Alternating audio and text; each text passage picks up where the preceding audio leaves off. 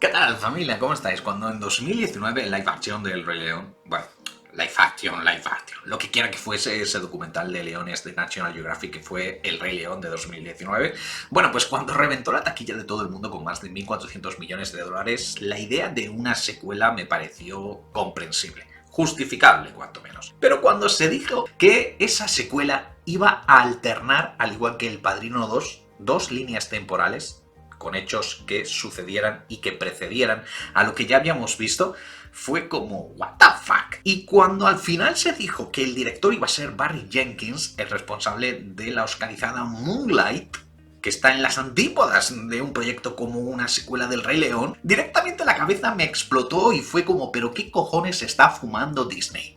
Hasta que me puse a pensar y dije, ¿sabes qué? Pues no es tan descabellado como parece. Y sí, el ratón Mickey y yo compartimos el mismo camello. Pero en fin, cabecera y comenzamos.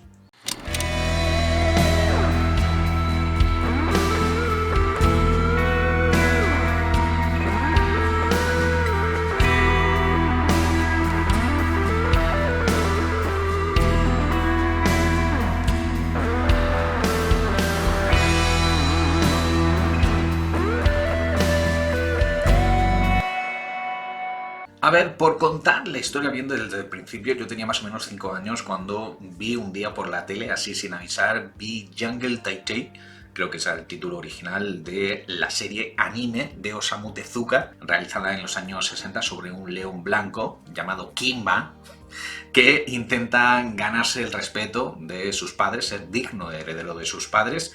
Digo, yo tenía 5 años y fue como, wow, esto era maravilloso. Y estáis pensando que esa es una anécdota más o menos común en todos los niños que descubren anime por primera vez. Pero os recuerdo que cuando yo tenía 5 años, no existía el anime más allá de las series de Marco y Heidi, y lo habitual en los dibujos animados eran producciones tipo las de Hanna-Barbera, como Scooby-Doo y similares. Así que descubrir de repente el Jungle Tai, ese como se llame, fue como ¡boom!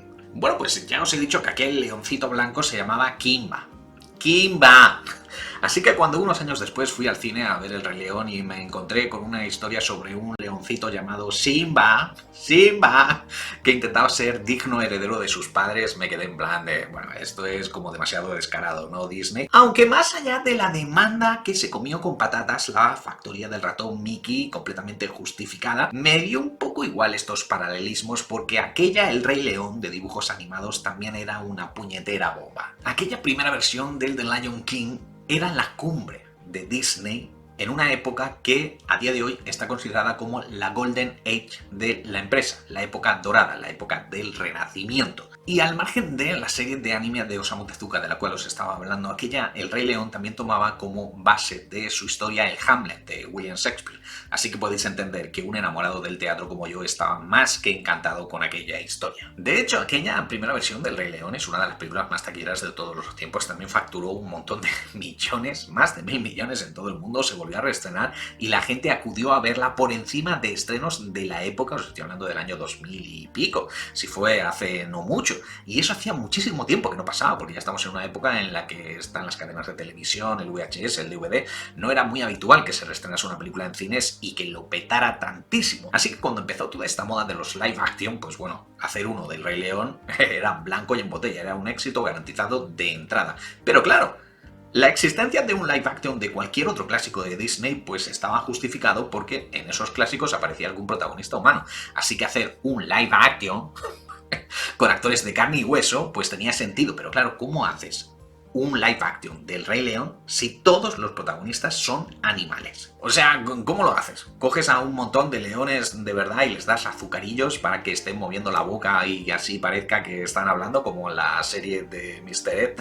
Seguro que esta referencia no la pilla nadie, pero bueno, da igual. Disney, después de pensárselo mucho, cogió al director Jon Favreau, que ya había hecho con éxito el live action de El Libro de la Selva, y se puso a gastarse un montón de millones, más concretamente 260 millones de dólares, que a día de hoy, ojo, el live action del Rey León es una de las películas más caras de todos los tiempos, más incluso que las de superhéroes, de los Vengadores y etcétera, más cara incluso.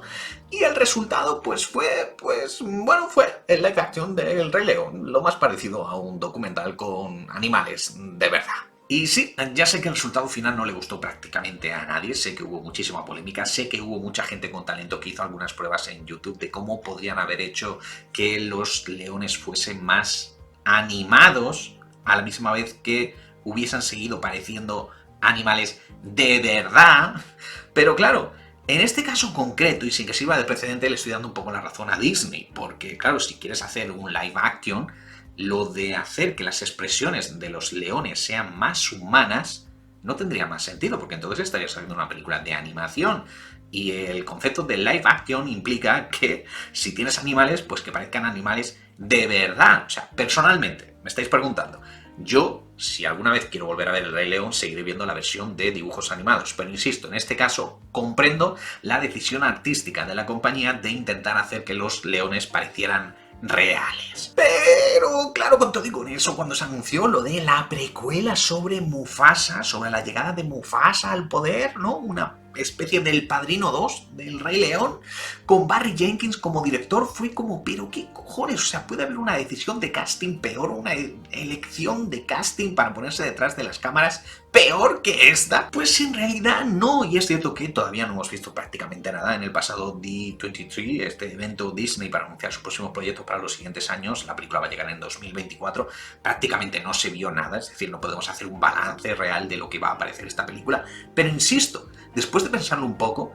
llegué a la conclusión de que se puede hacer una buena película. Y es que sí, o sea, yo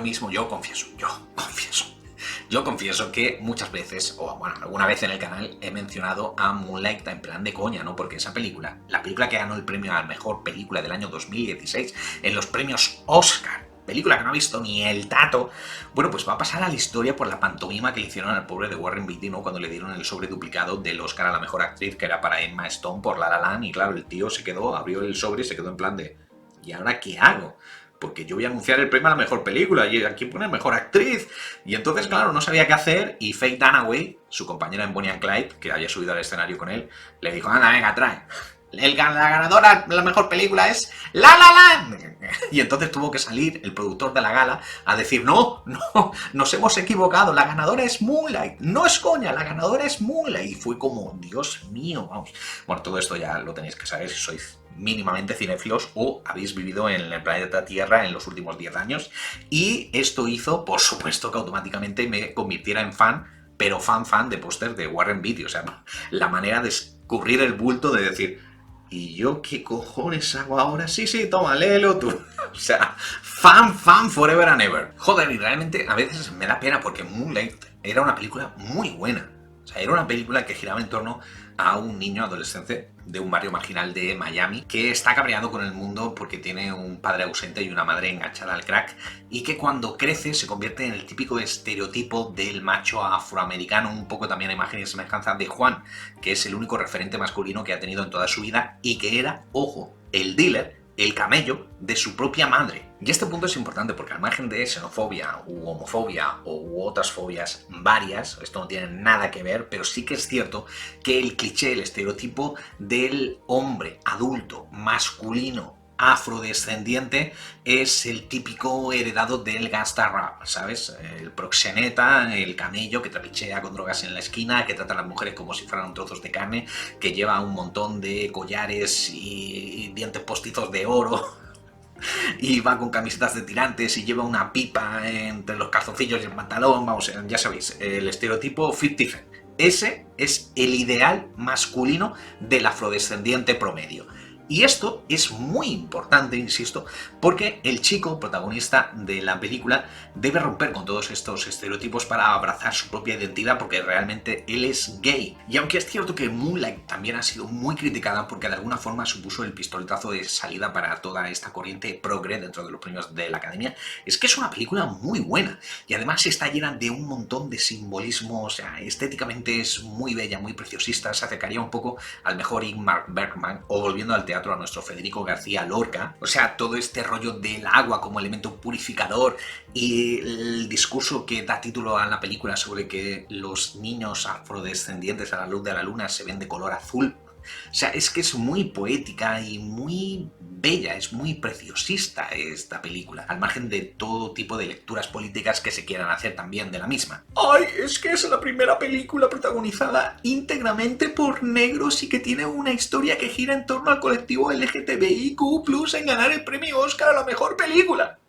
Vale, ¿y la película es buena? Sí, lo es. Todo lo demás me sobra. Y esa película, Moonlight, es la que dirigió Barry Jenkins. Es por la que se dio a conocer. Ya había dirigido otra película antes, pero no la había visto nadie. Y después ha dirigido la miniserie, creo que era de Amazon, de El ferrocarril subterráneo, también bastante recomendable. Pero bueno, de ella os hablaré en otro día. Y por eso digo que Barry Jenkins realmente sí que puede hacer una buena película de El Rey León, sobre todo si vamos a los hechos precedentes a la película original, porque otra de las polémicas que involucró a El Rey León de dibujos animados fue el hecho de que Scar, supuestamente, ya sabéis la rumorología que hay sobre todo lo que tenga que ver con Disney, bueno, pues que Scar era gay. ¿Qué? ¿Qué?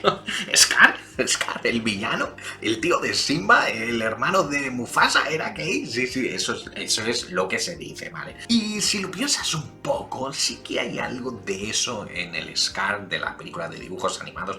Tienes que esforzarte un poco, pero igual subliminalmente sí que estaban queriendo decirte algo los responsables de la película original. O sea, todo el rollo ese de que realmente Scar no parecía estar muy interesado en vincularse con ninguna fémina de su especie, ¿no? Más allá de darle un poco de perpetuidad al trono, emparejándose con la viuda de su hermano, pero ya digo, realmente mucho interés en ella no pareciera que tuviese, y la caracterización, ¿no?, donde se había dado bien de eyeliner, como el Jafar de Aladdin, otro villano de Disney con connotaciones homoeróticas. Más allá de todo eso, parecía que Scar tenía unos movimientos y un deje en la voz muy amanerados. O sea, al tío le molaba eso de ser un felino y poder moverse así, contoneándose, gustándose, ¿sabéis?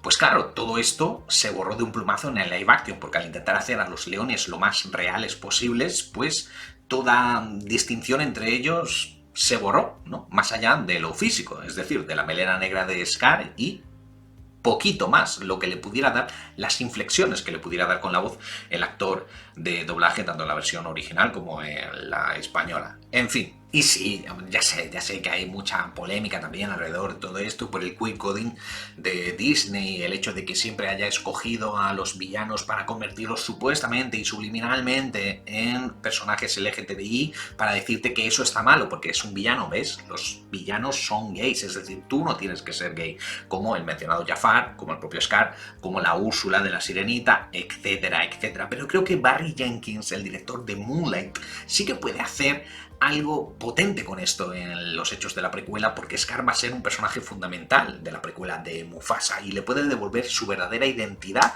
al personaje, de forma subliminal, porque no nos olvidemos, Disney se va a gastar un montón de millones. Os recuerdo que fueron 260 millones, una de las películas más caras de todos los tiempos, el primer live action, y aquí de lo que se trata es de hacer cachín, cachín. Pero bueno, ya sabéis que últimamente la polémica le mola mucho a Disney, sobre todo si está relacionado con todo esto del colectivo LGTBIQ+. Y sí, habrá gente que no le guste, pero yo sí te compro que intenten darle algo más de profundidad a la secuela, precuela o lo que sea de El Rey León, este Mufasa en live action. Por no mencionar, que se me había olvidado cuando estaba hablando de Moonlight, que aquella, Moonlight, tenía una estructura circular que te dejaba cierta sensación, al final de ver la película, de un ciclo vital que se cerraba. Ya sabéis, en plan, en el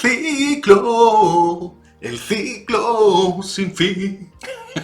Aunque bueno, en fin, igual yo no tengo ni puta idea de nada de esto y lo único que tengo es un canal para decir mis paridas. Dejadme vuestra propia opinión en la caja de comentarios, que como siempre le estaré dando feedback, y si hay suerte nos vemos mañana. Hasta entonces, chao familia.